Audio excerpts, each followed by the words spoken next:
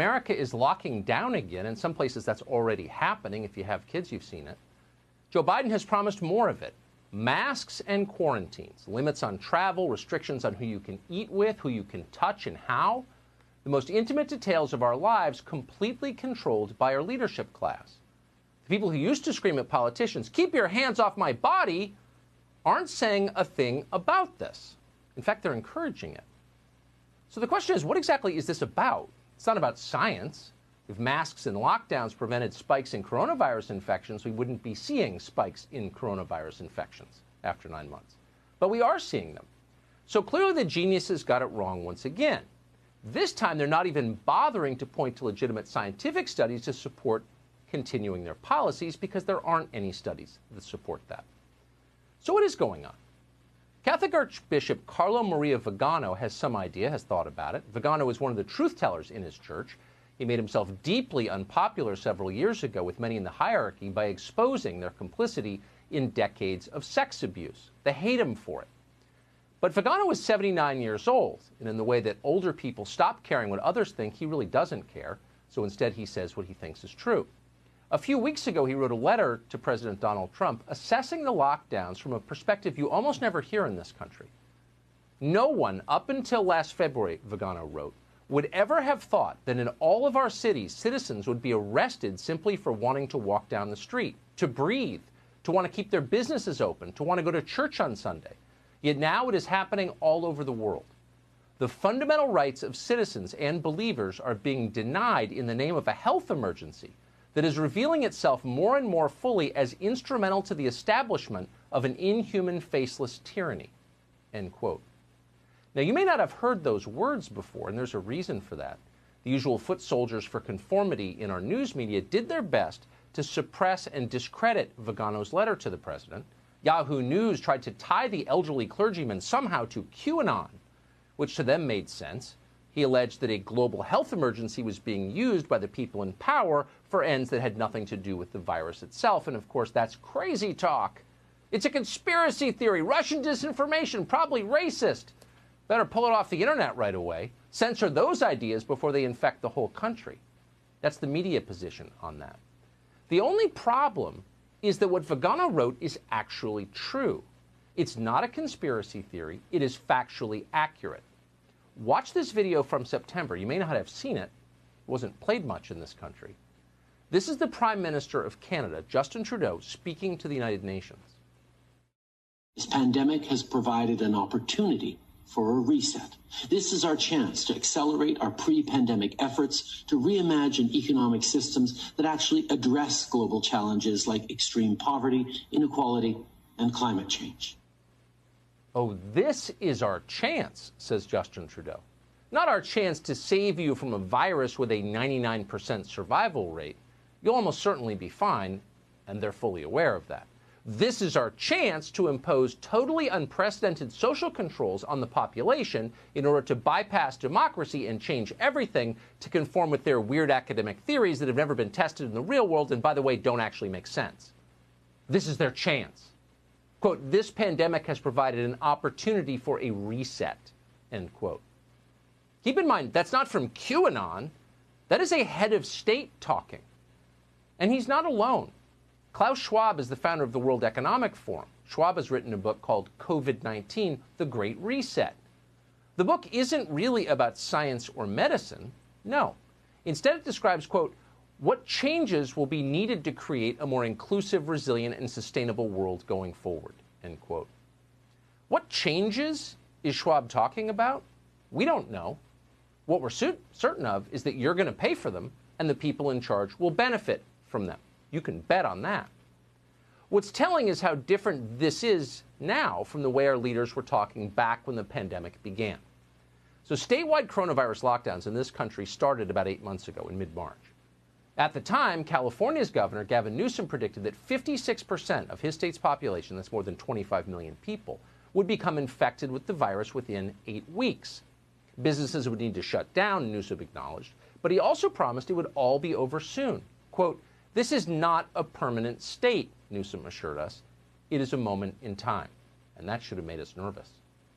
Because in the end, that moment continued indefinitely. Pretty soon, Gavin Newsom was telling us who we were allowed to be around and who we were allowed to talk to. As always, I want to remind you, limit your mixing with people outside of your household. It's just common sense, but the data suggests not everybody's practicing common sense. Okay, so that was in July when Gavin Newsom told the data suggest. What have we learned from the data since then? Well, as of November 15th, about 2.6% of the total state of California has been infected. That's roughly 20 million fewer people than Gavin Newsom predicted would be infected by May. So in some ways, that looks like a victory. Can we declare victory? No, just the opposite.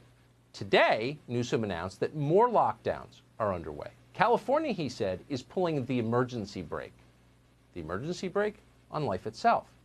Tonight, 41 counties in our biggest state are under the most restrictive form of lockdown. Churches, gyms, restaurants, etc. cannot conduct any kind of indoor operations. So on what grounds is Gavin Newsom declaring this?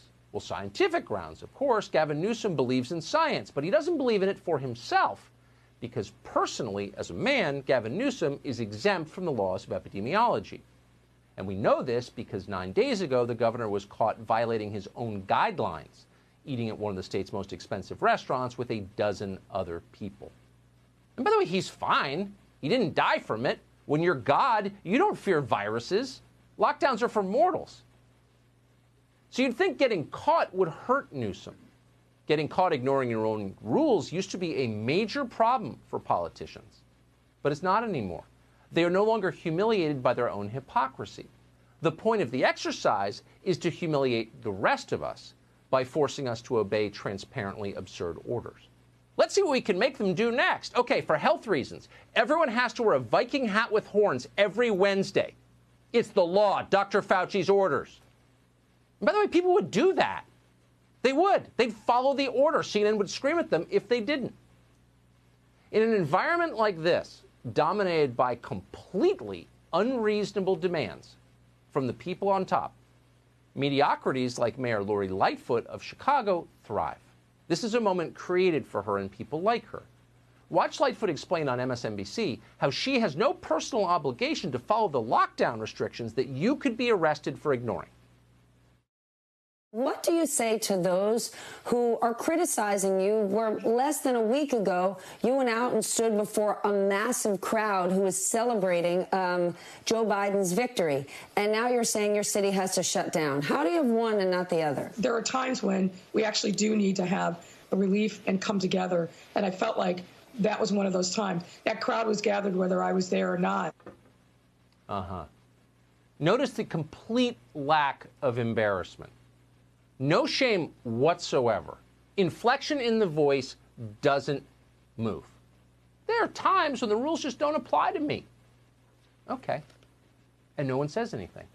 So when specifically are those times? When don't the rules apply to the people making the rules?